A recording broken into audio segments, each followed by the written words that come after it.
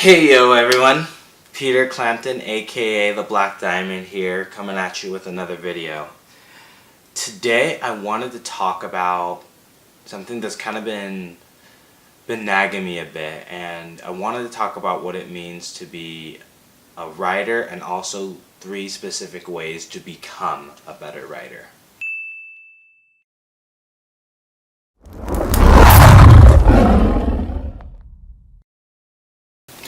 Now, it's interesting because when I decided I wanted to become a writer, it was because, just a little backstory, I was working at UPS and I was going to school, and I realized that ultimately the path I was living was just a long way to get to what I wanted. And I realized and felt that I should have been more direct. And that's one of the first things that I think you need to embrace as a principle, as a writer, is that you need to move directly. You need to embrace directness, straight line. And it's difficult to go, right at your goals because there's a lot of things that come in the way of that.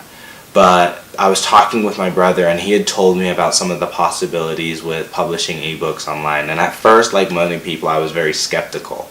I was cynical. I didn't think it would be possible. But then when he showed me some of these possibilities and I'd done some research, I began to see that, hey, maybe this really was a possibility for me. And so I had to kind of have that bravery.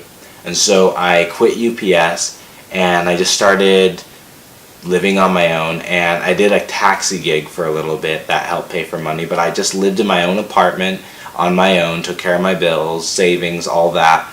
And it was interesting because I realized I had the time to write, right? I had even finished some work. I was able to finish 2 volumes, the first 2 volumes of The Girl and the Beast that way.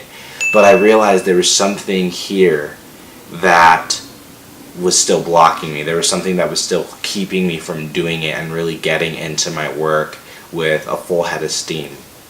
And I'd had these other desires and things that I'd wanted to do and that I'd been thinking about quickly. And actually, a few months later, the opportunity to get that came to me. And I wanted to talk more deeply about it, and I'll probably do it in another video. But one thing I wanted to say is that you will get exactly what it is you want from life. What it is you think about and you are focused on, you will get.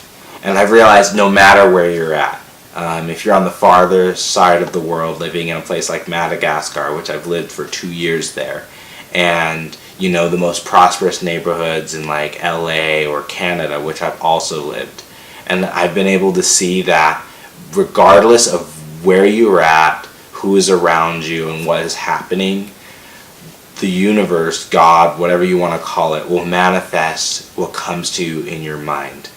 Now, what does that mean for a writer? And I realize writers, we put down in writing and we preserve for a long time in written form what it is we see in our minds and what it is we see with our eyes and what we hear with our ears.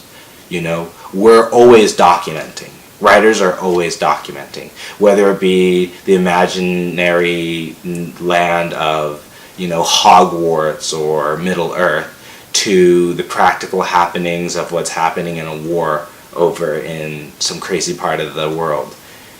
We're always documenting what we're seeing, feeling, and where we're about.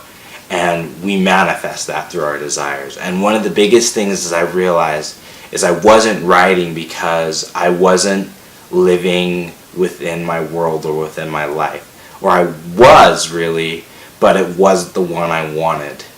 I wasn't accepting what it was I needed to become. And let me give you this. And so, as a writer, I've talked to a lot of different writers, and they say that, we're meant to be poor and struggle and all these difficult things. And I realized that's complete bollocks. We have told ourselves that becoming a writer is difficult and it's hard and it's not a stable industry and it's difficult, when in reality it couldn't be farther from the truth. But because we've made it that way, right? There's so many opportunities. Who says a writer can only make money from their writing, right? Who says a writer has to, sell so many books or be in so many journals before they are a writer, right? All that's required for a writer to be a writer is to write, right? And part of that is, if you desire to write, you desire to document the things you feel, and it's part of who you are, then letting go of those struggling and those struggling or those ideas or those concepts of strife, that's one of the biggest parts of it. And so I came up with kind of 3 steps and things that helped me. The first bit was kind of a ramble, but these were things that helped me become a better writer, that maybe are a little less practical, but they're nonetheless very important in kind of starting that journey. And so the first thing that helps us become a better writer is we have to accept our destiny as that. And so the first thing that helps us become a better writer is we have to accept our destiny as that. We have to define ourselves and look at ourselves as writers. And don't believe the lie that being a writer means life is difficult, or being a writer means that you only eat ramen for half of your life, or being a writer means it takes millions of years to get your career off the ground. That's not true. Those are all lies.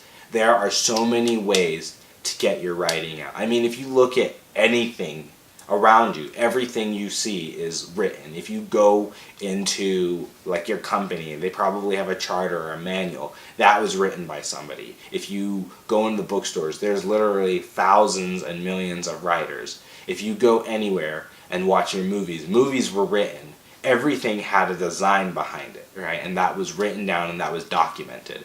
And so you have to just figure out what kind of documenter you want to be and understand and see, is it really a part of who I am? And so you need to accept your destiny. And that's the biggest thing, is accepting that, maybe I'm meant to be a writer, and that the only difficulty that's coming from this is because I haven't embraced what it is I'm meant to do. I haven't embraced the fact that I'm supposed to sit here and write, and that this story in my head is like that. Because so much of what we do sometimes is made from other people. And that's one thing, is becoming a writer, you'll quickly learn that there's nothing more poisonous to writing than letting other people get between it.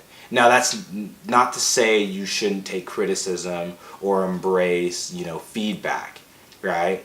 But you understand that part of writing is that your work needs to be read, of course. But when we let what we write be what other people want to write, or let them document, then we forsake our role as writers, and then we simply become a tool. That's being somebody else's employer tool. And you can do that doing 1,000 other things. So why would you be doing something as difficult as the craft is writing if you're just going to be a tool and listen to anybody? You might as well just shove boxes for a living at that point. And so accepting your destiny and understanding that you are accountable to your vision and what you document. And regardless of that, it's your duty to do that, and that the universe or God or whatever will create the means for you to do that. The second thing I wanted to talk about, and this is more, requires you to really look at yourself and your desires, is you need to embrace the work that inspired the decision. What was it that made you want to become a writer? Did you want to become a writer because you saw a really interesting book, or you saw an anime, or there's this beautiful girl? Whatever it was that made you want to do that, embrace that. Really go and move towards that and make that as much a part of your life until it evolves or changes or anything. Just see what happens, right? When you go towards your goals with reckless abandon. Check and see what is at the end of this tunnel, right? Maybe I'm not meant to be a writer, but as long as you feel that need to write and embrace the things that help you do that, right? Don't juggle or compromise or sacrifice your vision because you have to implement other things. I know there is a lot of people who will recommend reading classics. I personally grew up reading classical books like Jane Eyre, The Iliad, Ivanhoe, Wuthering Heights, the list goes on, Count of Monte Cristo, which is a humongous book, but really cool. And with all that, those are classics, those are great. But if you got into reading because you read Beverly Cleary as The Mouse and the Motorcycle, which was my very first book, or Tom Clancy's Sum of All Fears, or Stephen King's It and Cujo, then that's what you should go towards. That's what inspires you to read. And I know that I knew a girl there, she wanted to write because she liked anime, right? And a lot of people said, anime is not respectable. It's just a bunch of like fake cartoon people. It's not as refined as writing, and it's whatever. And that was when anime was more of a clandestine kind of genre back in the 90s or whatever. But that's what got her into writing, and that's what she wanted to write. You should do that. And like for me personally, all those influences come into play. And so I don't see why I have to embrace or push or say one is more significant than the other when all those elements have helped me, right, become the writer I am. And so many people want you to write their way. But remember, that's why they're writing what they write. But you need to embrace the work that you love, that makes you want to write. And you need to go towards that. And if anyone's trying to get in the way of that, honestly, you should just disregard them. Like, don't let it stop you, because that's what writers do. We document what we feel, what we see, what we imagine. And if those things are what you're imagining and what you're seeing, well, you have to observe the document. So observe away, right? Now, if it's like poisonous things like erotica or whatever, I have no judgment on that, but whatever. And the third thing that's really important in becoming a better writer is you have to embrace your own work. Now, what does that mean? And this is really, really important. This is super vital, is you have to own what it is you're trying to do. Own your vision. So if you have watched all these different stories and now you see this story in your head, one of the cheapest ways I see writers back out is they say their work sucks. And that's such bull, right? No one creates something they think sucks. That's not true. Now, it might need to be refined. It might need to be worked on. It might need to be observed a little more. It might need to be thought out. But it doesn't mean it sucks. And to say that is an easy way out, or to say, I'm not a good writer, I can't do this. That's first off not accepting your destiny, which is, the very first step. And then you're not embracing what it is you found at the end of that, what it is you mean to write. It's work, right? And if you see a tiny little apple seed and someone tells you to create an orchard and that's what you see in your head, start there. Start with that one tree. Grow that tree. Get those apples, plant the seeds from those apples and make more. And you have the accountability as a writer to do that. So you have to embrace that work, and you have to love it. You have to love to get your hands in the dirt, love to dig up that soil. That's what makes you a writer. That's why we do what we do. And if you're not that, then that first step really applies for anything. If you're not meant to be a writer, that's fine. Don't force yourself to be something you're not. But whatever you do, accept that that's part of the process and enjoy it. Just really get into it. It's difficult. Editing sucks, right? I absolutely hate editing, right? But for some writers, they love it and they just realize that's part of the process. But if you want to be that next level writer that has that impact, that is able to transmute or teleport or transport or whatever have you, that word, I don't know what it is, to be able to communicate clearly what it is you're feeling in your work to your audience, you have to go through the process of editing. You have to go through the process of finding the best word. You have to go through the process of learning your craft. And that's part of embracing it. Now, I have another video that talks specifically about some things we can do to become more professional and to embrace ourselves as writers. You can check that out in the link below. I'll put it up in the YouTube box, which is going to be over here, I guess. And yeah, I just really wanted to give a shout out to all the writers, the aspiring writers. I would say stop aspiring and just be a writer, right? Stop thinking about being a writer. Stop hoping to be a writer. Just be one. All you have to do is accept it, right? Accept that you're a writer.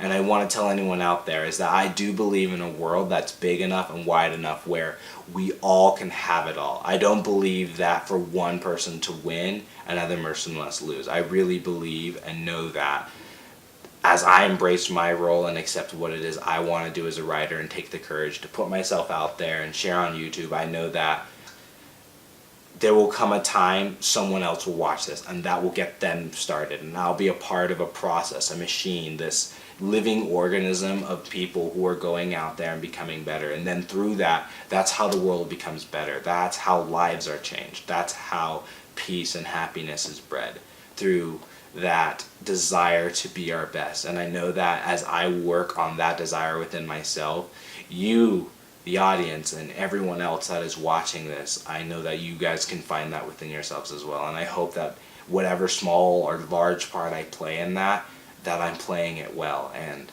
that you guys find what it is you're looking for. It's really important to me, and it's why I do what I do.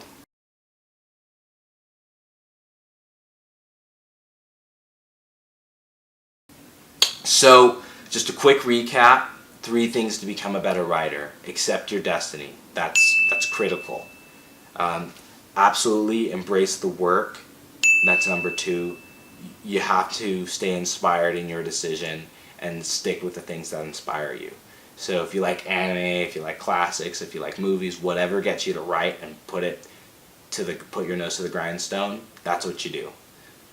And the third one, embrace your own work. Own it. Absolutely don't back away from the fact that you have to do this. Just dig in, get dirty. If you got to change your life, change your work schedule, talk to your family about it, whatever. But embrace your own work. And I promise you that nothing was meant to fail. Everything that is made was meant to be, as long as you do your part. So I just wanted to say thank you so much for watching the video. And if you liked what you heard and want to see more, please don't hesitate to drop a like on the video, as well as subscribe down on the link below. And check out my channel for more videos and contents like this to help you becoming your best self. This is Peter Clampton, reminding you to stay happy, stay healthy, and always shine on.